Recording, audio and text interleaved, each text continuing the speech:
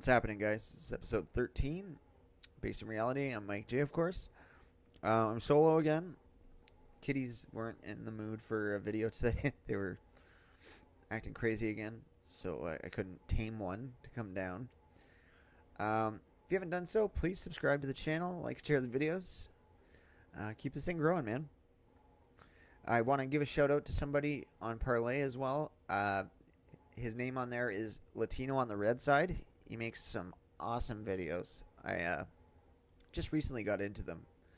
And he's just a newer channel like me, just starting out. And he's got some good takes. Please check that out. Obviously, today is September 11th. Crazy thing, in history. 19 years ago today, I was in grade 7, and there was a lot of crazy shit going on that day. I remember I headed home for lunch, and it was about 11. It was, the shit happened at, 9 o'clock. And I know my dad was, telling me all about it, and, he's, terrified of what was going on. He's not very red-pilled, but at that point, he was like, what is going on? The world's coming to an end. But, I remember there was a bunch of kids that, their parents kept them out of school that day. I'm like, you think because this happened in New York City that some school in tiny little city in Canada is going to be, attacked? Get real. But anyways, another thing, I don't want to, harp on it too much, but there's, so many people that do, videos on the Candace Owens thing. It's already been done. I know, Latino on the Red Side, he did one. And they're good breakdowns, but, it's been done to death. So I'm just avoiding that. So if you guys had wondered, that's why I don't touch videos that, are very viral. Like the Candace Owens, Cardi B thing. And, the Kamala Harris with, what was she doing? She was talking to Jacob Blake, and they had, this little meeting. It was so stupid. But yeah, so I didn't really get into that. Also, another thing is this Cuties movie. I don't want to go into it because I don't want to put any more light on this. I find it so repulsive, and I feel like this was their game plan. They knew it was extreme, but they also knew that it was so extreme that everybody would be talking about how bad it was. And anybody that is a pedo is bad. I don't like them. I don't want to do videos on these people because they're disgusting. I know a lot of people, they make their clickbait titles about certain big named, pedophiles, and that's not my style, man. It makes me sick to my stomach, to be honest. And even the riot videos, they've been so overdone, and watching those, man, makes me sick to my stomach too. I can't even fucking do it. And there's a lot of right wingers. Not a lot, I shouldn't say that, but there's some right wingers that are not on the side of the rioters, but they're I feel like they're giving them power by exposing this shit. Just don't talk about it. Maybe it'll fucking chill out when they don't get attention. It's like the monsters from The Simpsons in that Halloween episode when if you didn't look at them, they would stop and die.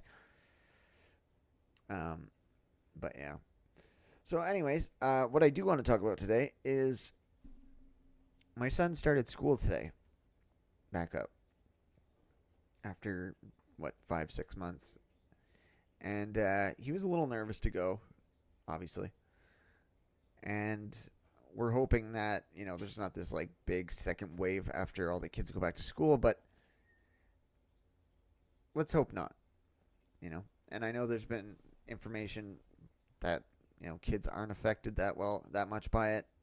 I don't want to get too much into that because they can zap your videos if you even talk about it anymore. So, but what I do want to talk about is he's going into grade 6, and the other day we were just talking, we've been getting everything ready to go back to school, all his shit, all his masks, all his supplies, whatever. And I thought it was a good time to talk to him about, not politics, but just how the media is. No, I didn't tell him that certain people run it.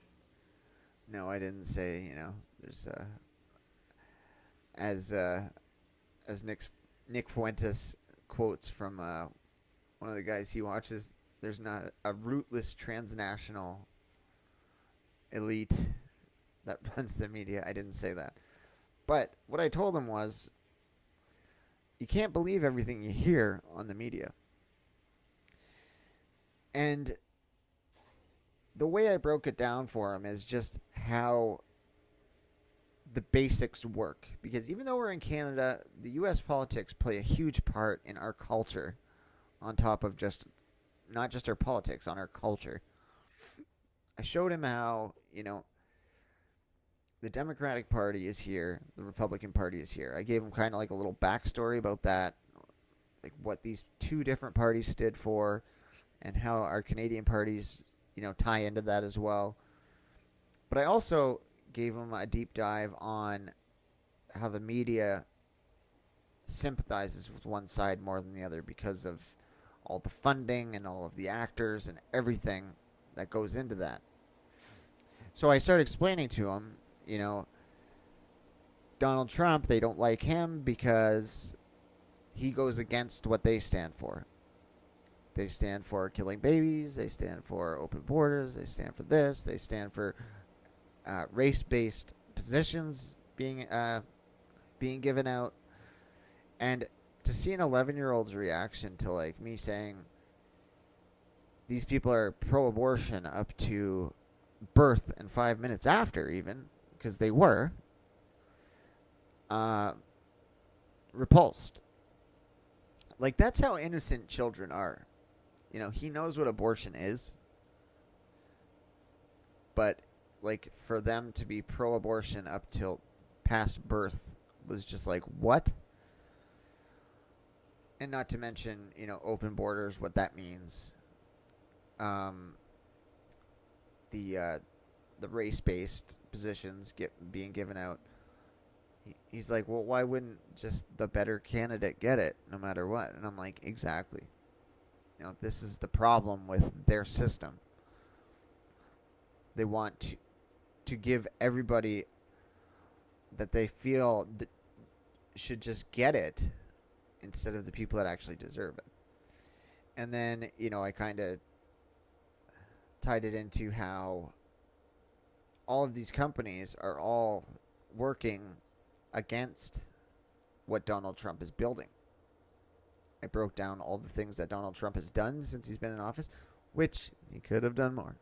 But, excuse me, could have been a little more right-wing. But regardless, all the good that he has done and how they try to discredit him. And he was just blown away. Like, I couldn't even cover all of this in the, I think it was like an hour we talked. Obviously, there's thousands of hours that could have been talked, but I just kind of gave him a gist of it because I want him to make sure that he's not just believing anything people say, just because they have a little bit of authority, like his teachers. Now, the thing is, in Canada, our schools are publicly funded, but we also have a publicly funded Catholic board. We chose to put him in the Catholic board because it's a better moral structure in general than the public schools here. Catholic schools, they're not overly pushy on Catholicness. Like, you don't have to get confirmed. You don't have to do communion, all that. But he chose to because a lot of his friends were doing it. And, he was getting into religion a bit. We didn't force it on him. Although you could say we kind of did because he's at a Catholic school. But like I said, it's not pushed that hard. There's a religious course, but it's not, it's not beaten over their head like the old school Catholic schools back in the day with like the nuns and all of that. But yeah, so our school is a little better. It's not as pushy for social justice issues as well, which I like, which I love actually about the Catholic board. It's not talking about 47,000 genders. It's not talking about gay marriage. It's not talking about, all this stuff that I've already, discussed with him that shouldn't be pushed on him by a teacher. The public schools here are, however, into all of that. They're not as bad as some of the schools in the States, but it's starting. Like last June, they had the gay pride flag flying at the school, at the public school. Catholic school did not. Now, while the Catholic board is kind of lenient with even the teachers being Catholic, like there's a lot of, maybe they're in the closet, but I've known a couple, lesbian teachers in the Catholic board. Like a little bit of stuff that goes against Catholicism, but in general, it's a much better moral structure than even our private schools here. But yeah, I made sure I went over with him things that teachers may go over, and he shouldn't just believe because they have a little bit of authority. And I opened his eyes a bit, and that's a good thing. I'm not very pushy with things like that because I want him to be able to assess and make his own decisions. Same with my daughter, same thing. Like, she's much younger. She's going to be 5 next year, like next April. But I tell her things when she asks. But I've never pushed anything like, oh, this is what you should think. This is what you should dress like. This is what you should play with. It's never been like that. I try to give him as much decision without it being, without it causing harm. Like these people that have 3-year-olds and say that they're trans. Like, that shit ain't happening. But, excuse me. But yeah, so I heard that from another content creator. The talk to your kids about politics before someone else does, which I thought was a great tagline for the end of her video. That channel is called Mother Issues. She's on YouTube as well. She's just starting out as well. So check that one out as well. But anyways, guys, that's it for today. Thank you so much for all the support I've gotten. I'm getting close to 175 subscribers. I think I'm at 168, which is amazing. It's blown my mind, man. I didn't think that many people would care to listen to my voice. But thank you guys so much, and please keep sharing the videos. Thanks.